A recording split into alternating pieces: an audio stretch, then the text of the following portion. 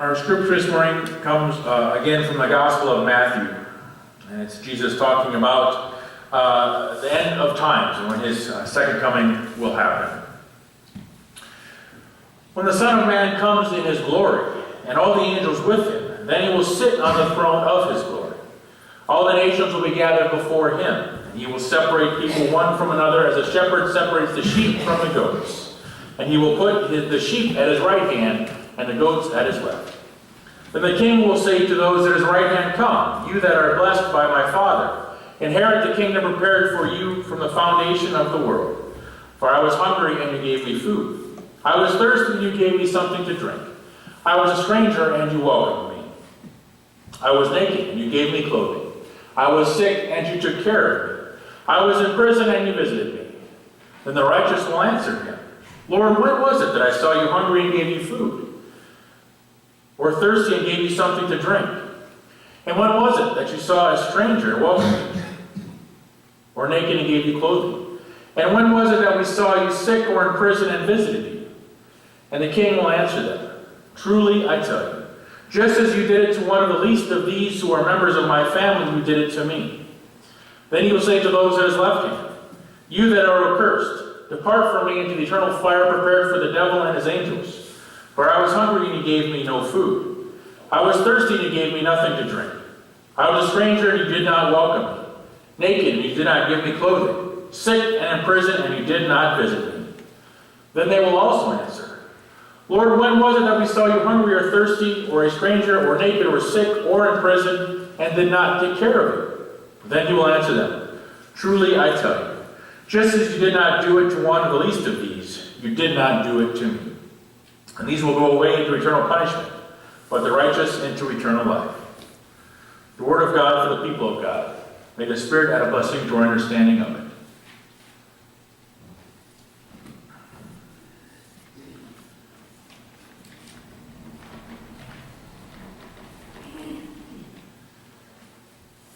The gospel lesson today comes towards the end of Matthew, and it's just before the passion of Jesus starts, Jesus' arrest and his trial and his crucifixion. Sometimes it's called the judgment of the pagans. Sometimes it's called the last judgment, where we see the story of Jesus separating the sheep and the goats, and the king on his throne, and telling his subjects, "You're in, basically, and you're out," right? This is a long teaching discourse in Matthew, where he talks about the end of the world. It comes after a bunch of the parables that we've talked about the last month or two. The thief in the night, the slave and the master, the foolish bridesmaids, the vineyard workers. All about how Jesus wants us to act. Well, we come to this, and sometimes this is referred to as the ultimate question. And you've probably heard, and maybe you've heard and thought too much, where I've kind of focused on what we do, how we act as Christians, what our lives will look like when we leave on Sunday morning, and that our Christianity, our love for Jesus cannot be contained to 1 hour of the day, or 1 hour of the week on a Sunday morning. And you might think I've talked too much about that. But I think that is the ultimate question. Now, sometimes we're asked, what's the ultimate question? People might ask is, am I going to heaven or hell? People worry about that when we die, right? We'd like to know we're on the right side of that ledger. In fact, there are books upon books and volumes and libraries of books written about what happens at the end of the world. There was a series that was popular back when I was in college, the Left Behind series. I think it started out to be supposed to be 7 books based on what people interpret Revelations, the 7 years of tribulation to be. Ended up being, I think, around 14 books about what was going to happen, kind of a historical or fictional account based on the reading of the Bible, the end times. And people have predicted that for a long time. And people want to know, well, am I going to be part of that? Or am I going to be in heaven or hell at the end of that? But that is not the question that happens at Jesus here, or Jesus is talking about when he's talking about the sheep and the goats. He singles out those that are treated who were treated with compassion, or treat others with compassion. There's a biblical scholar, his name is N.T. Wright, that he says there's almost no talk in the Bible about going to live in heaven when you die. There's even less talk about hell. But there is continuous talk about the kingdom of heaven in Matthew's gospel. But it's not about a place called heaven, but about something else entirely, God's sovereign rule breaking through into the earthly realm. In a nutshell, the Bible doesn't spend a lot of time talking about if you're going to heaven or if you're going to hell.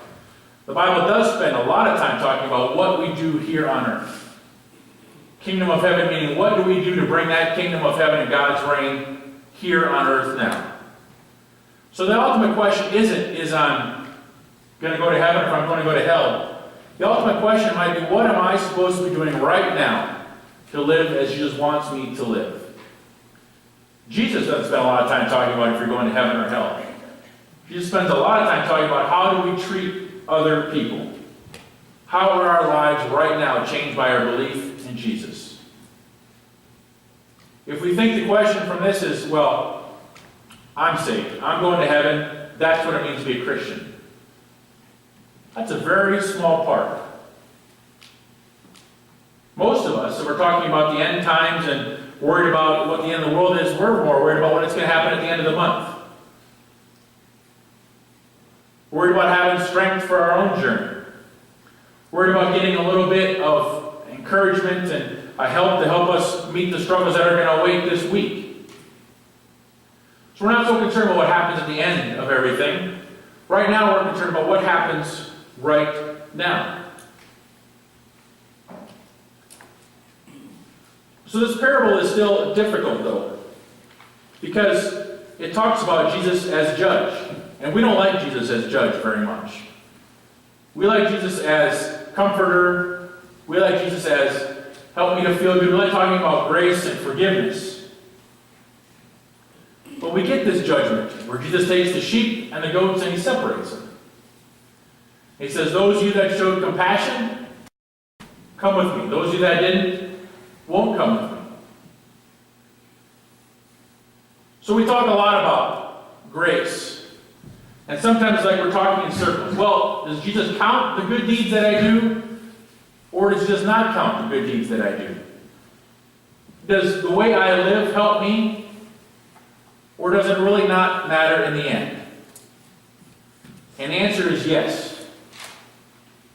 It's confusing. It's confusing because we usually think of it in terms of, am I going to heaven or am I going to hell? And we want to have a checklist. If I can check this off, and this off, I'm good. I'll be the sheep when the end comes. But Jesus says, you don't worry about that. That's my job to judge that. Think about an inheritance, right? Who decides who gets the inheritance?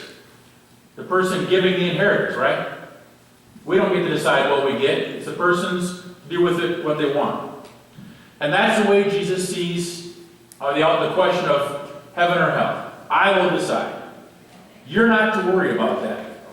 You're to worry about living your life the best you can. You're about working on your own self. So, we don't do, like I said, we can't inherit a heaven. We can't say that good deeds don't count. But it's nothing that we can earn. Right? We can't count up our number of good deeds that we do and that gets us into heaven. That shouldn't even be a consideration of ourselves. Worrying about the end. Our worry is what do we do now? It's not about keeping score of what we've done well or haven't done well. It's not worrying about what happens at the end. It's about worrying about what can I do to make Jesus and the kingdom of heaven here and now. So Jesus goes on to say, the both are surprised, right? The sheep don't understand. When did I help you, Jesus? I don't remember that. And the goats say, well, when did I not help you, Jesus? I don't remember that. Because if they knew, and if we knew we were helping Jesus or not, of course we would help Jesus if we knew that's who we were helping. What Jesus is saying in this parable is that People were keeping score. People were saying, look how many times I helped others. Look at the amount I gave. They made sure their picture was in the paper when they volunteered or when they gave charity. And we do that sometimes too, right? Have you ever said, well, I won't volunteer again. I didn't get thanks for all of my hard work. Or, my goodness, or my work didn't even get recognized. We act like we always need to be asked, or stroked, or cajoled, or pampered. Make sure we're going to have a good time, make sure we're going to be recognized before we help out. And then if we don't get the recognition that we deserve for all that hard work that we put in to help, well, it just wasn't worth it then. You suppose that's the language of the sheep, or the language of the goats? We also like to complain about helping others, about giving to others, because we want to make sure that what we give, the others will use it correctly, or that they're deserving of what we give, right? I don't want to help someone that might waste it. There'll be a discussion coming up, I'm sure, in our country pretty soon about welfare and handouts. Well, we got to make sure those people deserve it. They're not wasting it. And we think that way too, right? When we give, well, I don't know if that organization is going to use my money the way I want it to. I would help that family down the street, but what if they spend it on liquor and booze? I'll give, I'll do something, but I better make sure I get a thank you note at the end of it. I better make sure I feel good about what I did, or it's just not worth my time. A lot of times that's the way we volunteer, or decide how we're going to give. Are we worthy of Christ's love? Does Jesus worry about us? Does he make sure we're going to use his grace, his love, his forgiveness, his power well before he gives it to us? No. Why are we so picky when we're asked to give of ourselves? Why do we hold others to a standard that we don't hold ourselves a standard to? Nice glasses. Oh, thanks. I have 20/20 vision. I don't really need glasses. Oh. Well, I used to have perfect vision until I caught an eye disease while on the mission field. So, glasses, totally worth it. Where did you do mission work? I spent an entire week in Africa. Well, I was in Africa for an entire year. It's amazing how much you get to know Jesus when you're there for that long. Where were you in Africa? I rescue orphans from there all the time. Really? I wonder if you rescued them from the orphanages that I built there. I don't think so. Oh, you wouldn't probably know that they're mine. I don't have my name on the building or anything. I prefer to remain anonymous. Well, I prefer to remain anonymous too, but when you do so much for Jesus like I do, you just can't help but be known. Listen, I have built so many hospitals and churches because I care about the body and the soul. That's nice, but I don't need a church to save souls. I just preach from the side of the mountain, like Jesus. Well, if you would come down off of that mountain, you would know what people really need, like I do. Please, like you know what people need. Me and Jesus, we're tight. Look, you guys wouldn't even know Jesus if he came up to you with a sign that said, I'm Jesus. Are you kidding? I've brought more people to Jesus than Jesus. Well, he wouldn't even have a ministry if it wasn't for me. Jesus. What are you doing?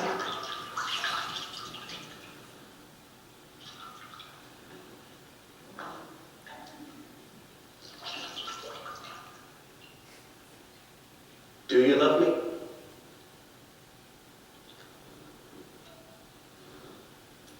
Do you really love me? Then follow me.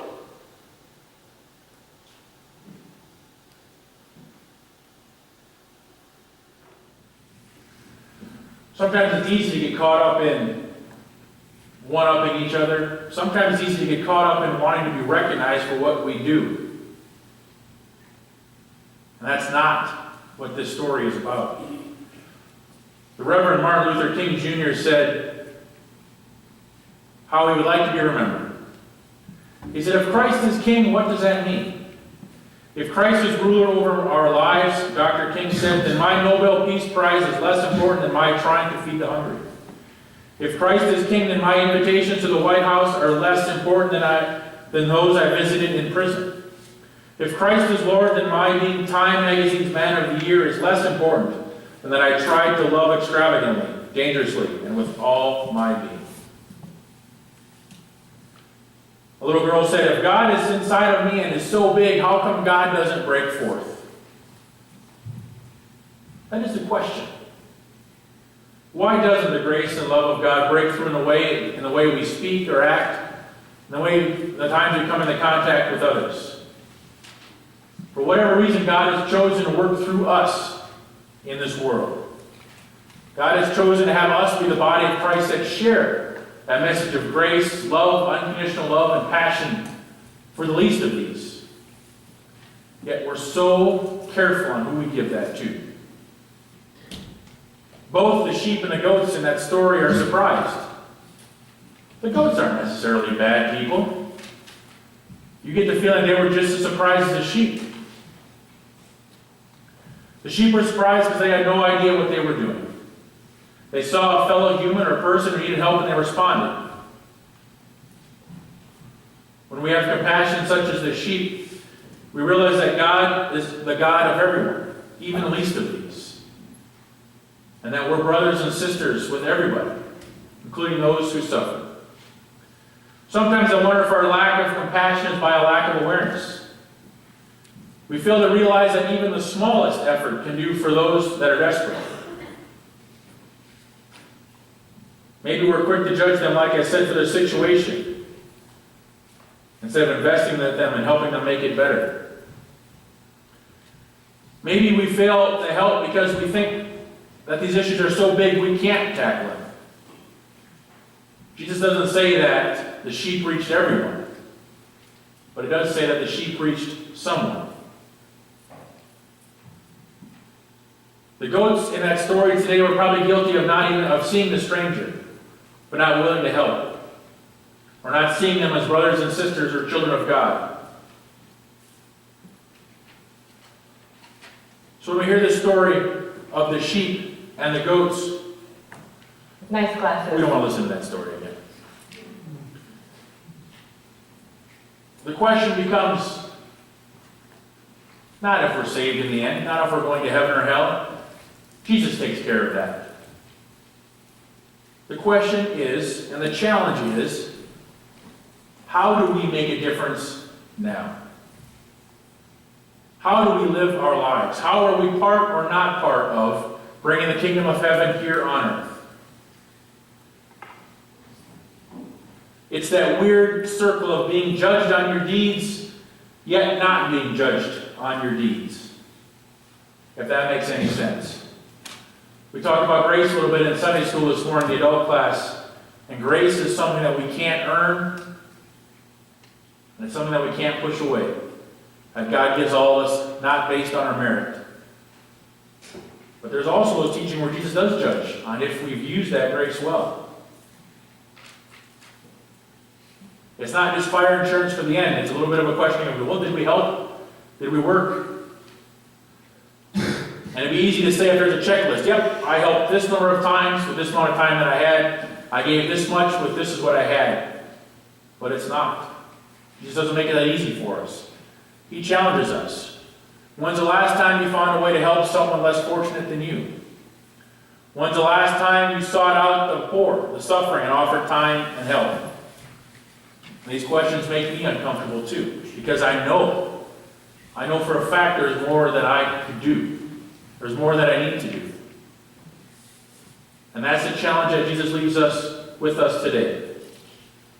Like I talked with the kids in the children's sermon. What's something you can do to help someone out? It might be as simple as finding some nice toys that I can give to someone else. It might be as simple as going out to Target and buying a toy to give to the Toys for Tots.